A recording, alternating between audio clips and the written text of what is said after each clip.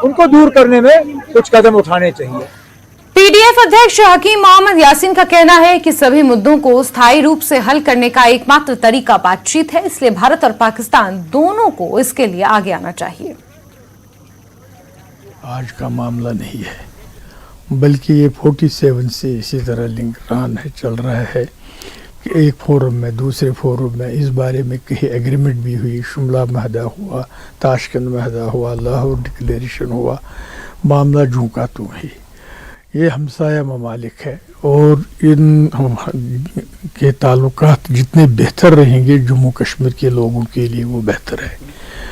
तो इसलिए इनको चाहे कि आज वो जंग जदल का जो ज़माना चला गया, कई जंगें इस मामले पर हुई मगर कोई नतीजा नहीं आज तक निकला। तशद्दुद या जंग किसी चीज़ का इलाज नहीं है, बल्कि आज दुनिया इफ़ाम तफ़हीम की तरफ और अमन की तरफ, तामीर और तरक्की की तरफ जा रहे हैं, क्योंकि सारा वर्ल्ड जो है इस वक्त गुर्बत में फंसा हुआ है, सारी माली हालात ख़राब है, बेरोज़गारी का मसला है, हमारे नौजवान पढ़े लिखे हैं जो बेरोज़गार है।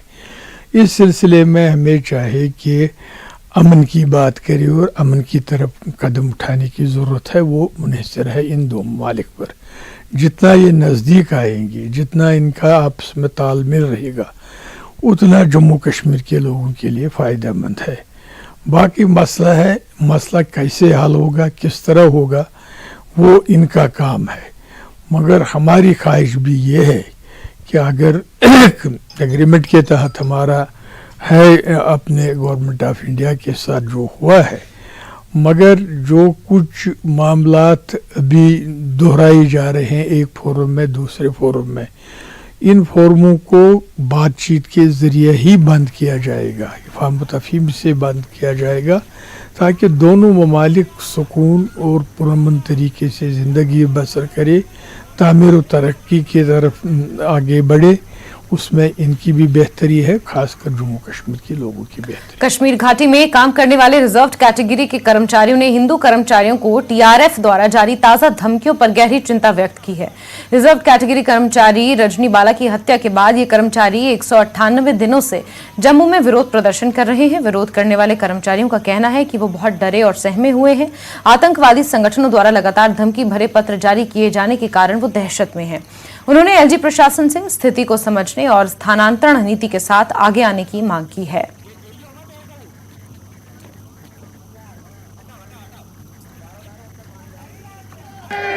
टेरर ऑर्गेनाइजेशन टीआरएफ की तरफ से फिर एक बार धमकी मिली है कश्मीरी पंडित पीएम पैकेज एम्प्लॉयज को और नॉन कश्मीरी पंडित एम्प्लॉय जो वहां कश्मीर में काम करते हैं, जिसमें ये रिजर्व कैटेगरी के जो एम्प्लॉयज हैं ये भी शामिल है। तो ये जो जितने भी एम्प्लॉयज हैं, चाहे कश्मीरी पंडित एम्प्लॉयज हैं या नॉन कश्मीरी पंडित एम्प्लॉयज हैं, वहां पे जो काम करते हैं उनको दोबारा थ्रेट मिली है। कल तीसरा लिस्ट उन्होंने जारी किया है और कहा है कि वो किसी को भी नहीं बख्शेंगे जो कश्मीर में काम करते हैं, जो हिंदूज वहाँ पे काम करते हैं, उनको नहीं बख्शा जाएगा। कल दोबारा से थ्रेट आई है टीआरएफ की तरफ से, उसमें कश्मीरी पंडित एम्प्लॉयज हैं और नॉन कश्मीरी पंडित एम्प्लॉयज जिसमें आप भी हैं। कितना बड़ा कंसर्न है ये? सर देखिए, 6 दिन पहले भी एक थ्रेट लेटर्स आया था, तो ठीक 6 दिन बाद एक थ्रेट लेटर्स और आ जाता है। तो हम पूछना चाहते हैं प्रशासन से कि आपने क्या किया? जब 6 दिन पहले एक थ्रेट लेटर्स आया, उसको आपने कौन सी सिक्योरिटी मेजर्स इसके लिए क्या नैप करने के लिए क्या किया कि वो 6 दिन के बाद फिर से वही लेटर्स आ जाता है? और सीधे साफ तौर पे लिखा हुआ है PM package, non PM package, non locals, जो कि हम हैं, नॉन लोकल्स हमें वहां पर कंसीडर किया जाता है। तो आपने क्या किया उसको रोकने के लिए? तो देखिए, एक बात मैं और कहूंगी, इन लोगों के हौसले कितने बुलंद है। ये साफ तौर पे नाम लिख के, जिनको इन्होंने मारा है उनके भी नाम लिखे हुए हैं लेटर्स पे, जिनको मार चुके हैं उनकी जिम्मेदारी भी ली जा रही है और जिनको ये मारने वाले हैं उनकी जिम्मेदारी भी ये ले रहे हैं। लेकिन प्रशासन क्या कर रहा है? प्रशासन जिंदा लोगों की रिस्पॉन्सिबिलिटी लेने के लिए तैयार नहीं है। मैं कहती हूँ, हमें आज 200 दिन होने वाले हैं 1-2 दिन के बाद यहाँ पर चिल्लाते हुए। मुझे लगता है कि अगर हमने जितना हमने यहाँ बैठ के प्रोटेस्ट किया, मैं बहुत आज अफसोस से कहती हूँ कि अगर हमने कश्मीर में बैठकर ये गुहार लगाई होती, कम से कम शायद जो लोग हमारे लेटर्स निकाल रहे हैं उनको भी तरस आ गया होता। लेकिन प्रशासन को हमारे ऊपर कोई रहम नहीं है। वो चाहते हैं कि ये लोग वहां जाएं और टारगेट किलिंग का शिकार हो जाएं, फिर हम शहीदी दिवस मनाएं। कल मैंने आप बीजेपी के टॉप ऑफिशियल से भी बात की, जो लीडर्स हैं बीजेपी के, वो कह रहे हैं कि 2-3 दिन में आपका मसला हल होगा। इधर से लिस्ट जारी हो रही है, कितना असमंजस में है आप, और आपको अपना फ्यूचर क्या लग रहा है? सर देखिए, जहां तक बात रही बीजेपी के अध्यक्ष की, वो 2-3 दिन नहीं, 2-3 महीने से हमारा मसला सॉल्व कर रहे हैं। वो करवा चौथ पे हमारी सैलरी रिलीज करवाने आए थे, अब दूसरा करवा चौथ भी आ जाएगा, ठीक है ना, कुछ ही महीनों के बाद।